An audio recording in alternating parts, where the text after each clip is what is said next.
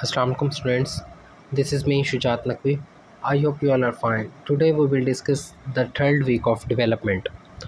So now we can start from the formation of precaudal plate. In the second week of development, I saw the two germ layers, epiblast and hypoblast. The columnar elongated cells is known as epiblast and the cube shaped cells is known as hypoblast. अब basically third week के start में होता क्या है, अब इसमें होता क्या है कि हमारे पास जो हाइपोब्लास्ट सेल्स हैं वो प्रोलिफरेट होना स्टार्ट हो जाते हैं। मतलब ये जो सब नीचे सेल्स हैं एक जगह पे इकट्ठे होना स्टार्ट हो जाते हैं। इनको हम कहते हैं प्रीकॉर्डल प्लेट। अब हमारे पास ये हाइपोब्लास्टिक सेल्स से ये सारे एक जगह पे मूव करना स्टार्ट हो जाते हैं, जिसको हम कहते हैं प्रीकॉर्डल प्लेट। ठीक है, ये क्रेनली मूव करते हैं। मतलब क्रेनल साइड वो होती है उस साइड पे जिस साइड पे बेबी का हेड फॉर्म होता है, और कॉर्डल साइड वो होती है जिससे बेबी की टेल बननी होती है। ठीक है, एपिब्लास्ट्स वाले सेल तमाम मूव करते हैं हमारे पास कॉर्डल एंड पे, वहाँ पे प्रोलिफरेट होते हैं, और हाइपोब्लास्ट वाले सेल प्रोलिफरेशन होती है हमारी क्रेनियल एंड पे। ठीक है, अब नेक्स्ट हमारे formation of primitive streak. Primitive streak कैसे बनती है? हमारे पास होता क्या है, प्रोलिफरेशन होती है एपिब्लास्टिक सेल की फ्रॉम प्रिमिटिव स्ट्रीक से। हमारा एक स्ट्रक्चर डेवलप होता है एपिब्लास्ट से। ठीक है, एपिब्लास्ट वाली जर्म लेयर से एक स्ट्रक्चर डेवलप होता है। उस स्ट्रक्चर के जैसे ही वो डेवलप होता है हम उसको, अब सेल सारे एक प्रोलिफरेट होकर एक इस तरह का स्ट्रक्चर बनाते हैं। जब इस तरह का वो स्ट्रक्चर बनाते हैं तो ये हम इसे कहते हैं कि प्रिमिटिव नोड, जो ये वाला सेंटर वाला एरिया होता है इसको हम कहते हैं प्रिमिटिव ग्रूव। ठीक है, और एक और जो बिल्कुल एक होल सा होता है उसको हम कहते हैं प्रिमिटिव पिट। अब एपिब्लास्ट के जो सेल होते हैं वो माइग्रेट होके आते हैं सारे इधर प्रिमिटिव स्ट्रीक की तरफ। प्रिमिटिव स्ट्रीक से माइग्रेट होके वो प्रिमिटिव स्ट्रीक में जाते हैं, जाके वो प्रिमिटिव पिट से नीचे मूव करना स्टार्ट हो जाते हैं हाइपोब्लास्ट की तरफ। यहाँ पे मैंने आपको एक दिखाया हुआ है, हमारी जर्म लेयर तो दोनों ही होती है ना सर्कल में। अब ये हमारे पास एपिब्लास्ट है, हमारे पास हाइपोब्लास्ट है। अब ये जो प्रिमिटिव स्ट्रीक है ये सेल्स यहाँ से जाके नीचे हाइपोब्लास्ट की तरफ चले जाएंगे, नीचे मूव करना स्टार्ट हो जाते हैं प्रिमिटिव पिट से। अब जैसे ही नीचे जाते हैं तो एपिब्लास्ट के सेल नीचे वाली जर्म लेयर हमारी जो थी हाइपोब्लास्ट को रिमूव कर देते हैं, इसकी जगह पे वो एक बना देते हैं एंडोडर्म। ठीक है, अब एंडोडर्म बनने के बाद वो दोबारा एपिब्लास्ट के सेल और माइग्रेशन स्टार्ट होती रहती है, वो प्रिमिटिव पिट के ज़रिए नीचे मूव करते रहते हैं। फिर एक और लेयर बना देते हैं जिसको हम कहते हैं मीज़ोडर्म। ठीक है, अब वो अगेन उनकी प्रोलिफरेशन होती रहती है, माइग्रेशन होती रहती है। एट द एंड वो एक और लेयर बना देते हैं, एपिब्लास्ट को रिमूव करके इसी की जगह वो बना देते हैं एक्टोडर्म। इस प्रोसेस को हम कहते हैं gastrulation. Formation of 3 germ layers from bilaminar disc. Bilaminar हम किसे कह रहे हैं? एपिब्लास्ट और हाइपोब्लास्ट को। हमारे पास 2 लेयर थी, उन 2 लेयर से हमारे पास 3 लेयर बनी। इस प्रोसेस को हम कहते हैं गैस्ट्रोलेशन का। एक्टोडर्म बन गई, मीज़ोडर्म बन गई, एंडोडर्म बन गई। ठीक है, अब ये हमारा वही गैस्ट्रोलेशन का प्रोसेस ख़त्म। At the end of 4th week primitive streak जो होती है वो डिसपेयर हो जाती है, क्योंकि 4th वीक के एंड तक हमारी गैस्ट्रोलेशन कंप्लीट हो चुकी होती है, तीनों जर्म लेयर्स बन चुकी होती हैं। नेक्स्ट हमारे पास है नोटोकॉर्ड। नोटोकॉर्ड क्या है? बेसिकली एपिब्लास्ट के सेल्स ही, अब ये मैंने पहले हमारे पास थी एपिब्लास्ट एंड हाइपोब्लास्ट, और हाइपोब्लास्ट के नीचे यॉक सैक होता था और एपिब्लास्ट के ऊपर हमारे पास एमनियोटिक कैविटी थी।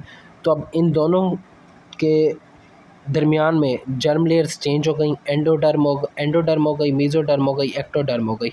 यहाँ पे मैंने आपको मीज़ोडर्म शो नहीं करवाई बिकॉज इसकी रीज़न ये है, अब एपिब्लास्ट से और सेल्स, एपिब्लास्ट अब इसको हम नहीं कहेंगे, अब इसको हम कहेंगे एंडोडर्म नीचे वाली होगी एक्टोडर्म से और सेल्स माइग्रेट करना स्टार्ट होंगे, माइग्रेट होके एक ऐसा जो ये मैंने जो स्ट्रक्चर बनाया हुआ है इस टाइप का एक स्ट्रक्चर बनाते हैं। इस स्ट्रक्चर को हम कहते हैं नोटोकॉर्ड। ये नोटोकॉर्ड जो होता है मीज़ोडर्म के अंदर बनता है, क्योंकि ऊपर एक्टोडर्म होती है, नीचे मीज़ोडर्म। वो नीचे जो माइग्रेशन करते हैं नीचे मीज़ोडर्म है, मैंने इसीलिए मीज़ोडर्म नहीं बनाई ताकि आपको ये नोटोकॉर्ड का स्ट्रक्चर नज़र आए। नोटोकॉर्ड का स्ट्रक्चर उसी में ही बनता है। ये नोटोकॉर्ड का जब स्ट्रक्चर बन जाता है तो इस नोटोकॉर्ड जो होती है ये कंप्लीट पहले फ्यूज़ नहीं हुई होती, थोड़ी सी ओपन होती है। उसको हम कहते हैं नेरेंटेरिक कनाल। जो वो ओपन होती है, जो नेरेंटेरिक कनाल जो होती है वो कॉमन एरिया हो जाता है एमनियोटिक कैविटी और यॉक सैक के दरमियान आपस में, नोटोकॉर्ड की वजह से। नोटोकॉर्ड कम्प्लीटली मैंने फ्यूज़ करके दिखाई हुई है, कंप्लीट फ्यूज़ नहीं होती। At the start of development इसमें थोड़ा सा होल्स होते हैं जिसकी वजह से यॉक सैक और एमनियोटिक कैविटी के आपस में कम्युनिकेशन हो रही होती है, जिसकी वजह से उसको हम कहते हैं नेरेंटेरिक कनाल। ठीक है, अब नेक्स्ट हमारे पास इसमें होता क्या था, ये था हमारे पास प्रिमिटिव स्ट्रीक बनी थी। प्रिमिटिव स्ट्रीक से जहाँ प्रिमिटिव स्ट्रीक बनती है उसी से आगे ही कंटिन्यू हो जाती है हमारे पास notochord. Primitive streak at the end of fourth week development में ये डिजनरेट हो जाती है, फिर हमारा नोटोकॉर्ड बन जाता है। नोटोकॉर्ड से हमारे प्रीकॉर्डल प्लेट तक, प्रीकॉर्डल प्लेट कौन सा एंड था, ये हमारा कॉर्डल एंड नहीं था, क्रेनियल एंड था। क्रेनियल एंड था बेबी का, एम्ब्रियो का, जिसपे हाइपोप्लास्टिक सेल प्रोलिफरेट होकर प्रीकॉर्डल प्लेट बनाते हैं। ये प्रीकॉर्डल प्लेट तक हमारा नोटोकॉर्ड स्ट्रक्चर जाता है। ये देखें, अब भी हमारा प्रिमिटिव स्ट्रिक डिजनरेट हो जाएगी, यहाँ पे हमारा नोटोकॉर्ड बन जाएगा। अब ये नोटोकॉर्ड हमारी प्रीकॉर्डल प्लेट ये है। अब ये हाइपोब्लास्ट के सेल थे, इन्होंने प्रोलिफरेशन होकर एक स्ट्रक्चर बनाया था, ये वाला प्रीकॉर्डल प्लेट। अब ये नोटोकॉर्ड हमारी प्रीकॉर्डल प्लेट तक ही बनती है। ठीक है, ये इस तरह का एक स्ट्रक्चर बन जाता है। अब जब नोटोकॉर्ड हमारे प्रीकॉर्डल प्लेट तक बन जाती है, जो नोटोकॉर्ड के अंदर एक थोड़ा सा रास्ता होता है, स्पेस होती है, उसको हम कह देते हैं नोटोकॉर्डल कैनाल का नाम दे देते हैं। नेक्स्ट हमारे पास है न्यूरोलेशन। ठीक है, न्यूरोलेशन में फॉर्मेशन होती है हमारी नोटोकॉर्ड की, कंप्लीट होती है। अब हमारे ये मैंने दिखाया एक्टोडर्म, मीजोडर्म, एंडोडर्म। मीजोडर्म में मैंने आपको बताया नोटोकॉर्ड फॉर्म होता है, नोटोकॉर्ड बनता है, मैंने दिखाया है कि नोटोकॉर्ड है। अब नोटोकॉर्ड के ऊपर जो एक्टोडर्म होती है उसको हम नाम दे देते हैं, ये नोटोकॉर्ड इतना एरिया में है, उसके इतने एरिया में जो एक्टोडर्म है न्यूरो एक्टोडर्म का नाम दे देते हैं।